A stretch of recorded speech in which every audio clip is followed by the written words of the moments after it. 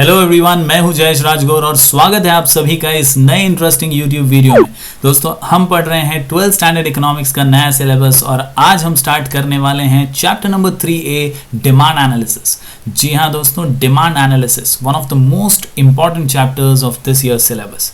जी हाँ दोस्तों, इम्पॉर्टेंट इसीलिए क्योंकि ये एक ऐसा चैप्टर है जिसके क्वेश्चंस के बिना बोर्ड एग्जाम का पेपर सेट ही नहीं हो सकता। जी हाँ दोस्तों, पिछले साल के भी अगर आप सिलेबस में देख लें या पास पेपर्स में देख लें तो इस चैप्टर के क्वेश्चंस आपको ज़रूर नज़र आएंगे पास पेपर्स में। साथ ही साथ नए सिलेबस में भी इस चैप्टर को इंक्लूड किया गया है, यानी आप समझ सकते हैं कि इसका वेटेज बहुत ज़्यादा होने वाला है। तो डिमांड एनालिसिस को लाइटली मत लीजिए और जब भी आप कोई वीडियो इस चैप्टर का देखें तो नोट्स ज़रूर प्रिपेयर करें। बहुत इंटरेस्टिंग, बहुत इंपॉर्टेंट चैप्टर है और आपको ज़रूर मार्क्स देकर जाएगा। तो चलिए तेज़ी से शुरू करते हैं demand analysis chapter number 3A।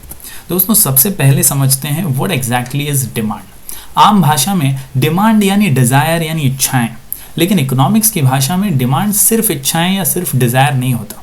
Demand तब क्रिएट होती है जब उसके साथ होती है एबिलिटी टू पे या विलिंगनेस टू पे, यानी हमारी सिर्फ इच्छा डिमांड नहीं बन जाती। इच्छाएं तो बहुत सारी होती हैं कि मैं एक मर्सिडीज कार ले लूं या एक बड़ा सा टेलीविजन सेट ले लूं, लेकिन क्या मेरे पास पर्याप्त पैसे हैं जिनसे मैं वो चीज़ें खरीद पाऊंगा? नहीं। अगर नहीं है तो फिर वो डिमांड में क्रिएट नहीं होगी और इसीलिए all desires are not demand. तो क्या है एग्जैक्टली डिमांड? याद रखिए, in economics demand means a desire which is backed by willingness and ability to pay, यानी जब हमारे पास वो काबिलियत है और हमारी इच्छा है पैसे देने की, तभी ही एक डिजायर, एक इच्छा डिमांड में परिवर्तित हो जाएगी। For example, if a person has the desire to purchase a television set but does not have the adequate purchasing power, then it will be simply a desire and not a demand.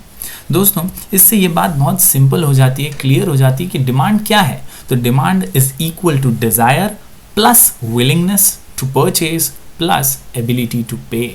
दोस्तों, according to Frederick Benham, the demand for anything at a given price is the amount of it which will be bought per unit of time at that price। यानी Benham के मुताबिक ये कहा जाता है कि demand वो पर्टिकुलर क्वांटिटी है जो हमें एक पर्टिकुलर प्राइस और एक पर्टिकुलर टाइम पे क्रिएट होती है।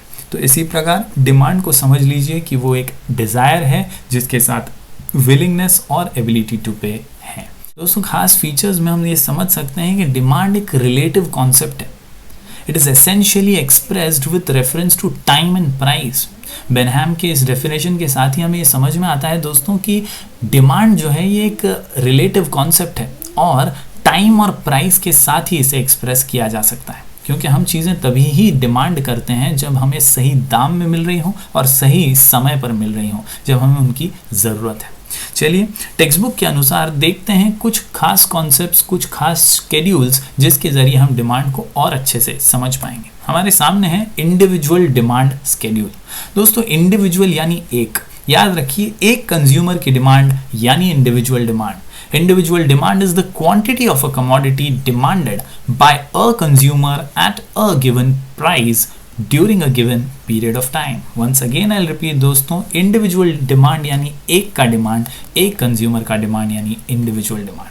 आप देख सकते हैं यहाँ पर एक स्केड्यूल के द्वारा ये समझाने की कोशिश की गई है। दो कॉलम्स हैं, प्राइस ऑफ कमोडिटी एक्स और quantity demanded of commodity x in KGs. आप देख सकते हैं रुपीज का एक कॉलम है प्राइस का और एक केजीज का कॉलम है जहाँ पर क्वांटिटी डिमांड समझाया गया है। आप देख सकते हैं कि 10, 8, 6, 4, 2 ये प्राइस है एक पर्टिकुलर कमोडिटी के और 1, 2, 3, 4, 5 ये केजीज क्वांटिटी डिमांडेड है ऑफ दैट पर्टिकुलर कमोडिटी। आप ध्यान से अगर इसको समझने की कोशिश करें तो ये समझना बहुत आसान है कि जब जो एक्स है हमारी उसकी प्राइस 10 है तो उसको डिमांड की जो क्वांटिटी है वो सिर्फ 1 kg है।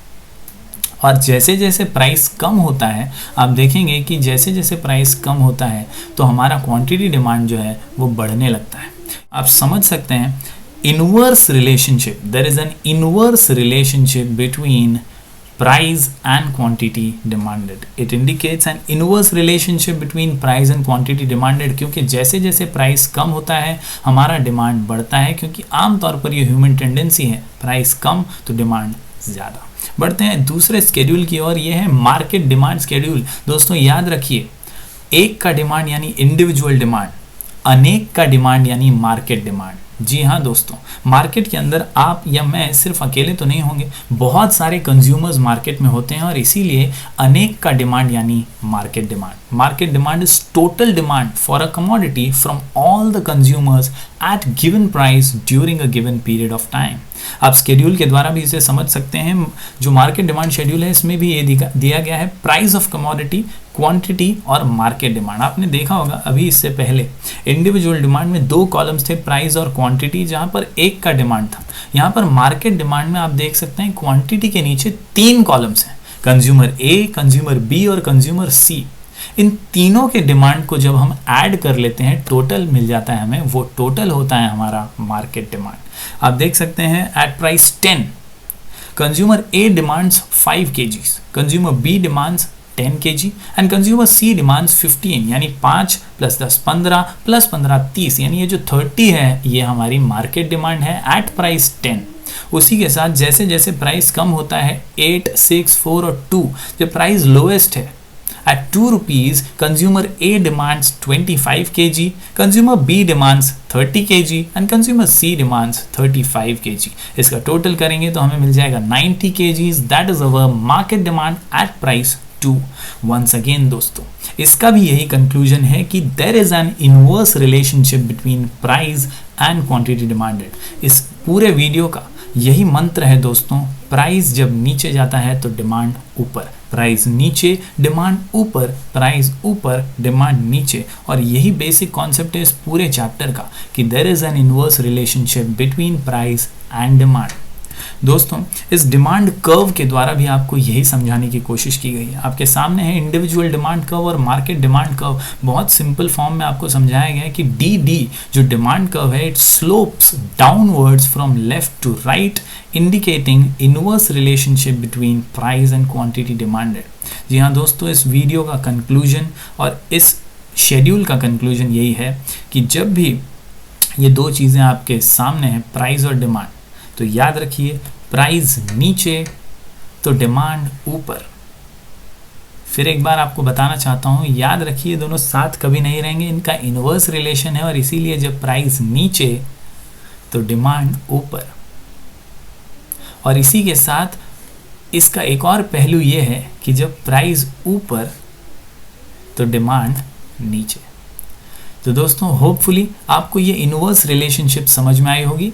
अगले वीडियो में हम पढ़ेंगे एक बहुत इंपॉर्टेंट और interesting answer, types of demand. तब तक के लिए बने रहिए हमारे चैनल पर। Do like, share and subscribe.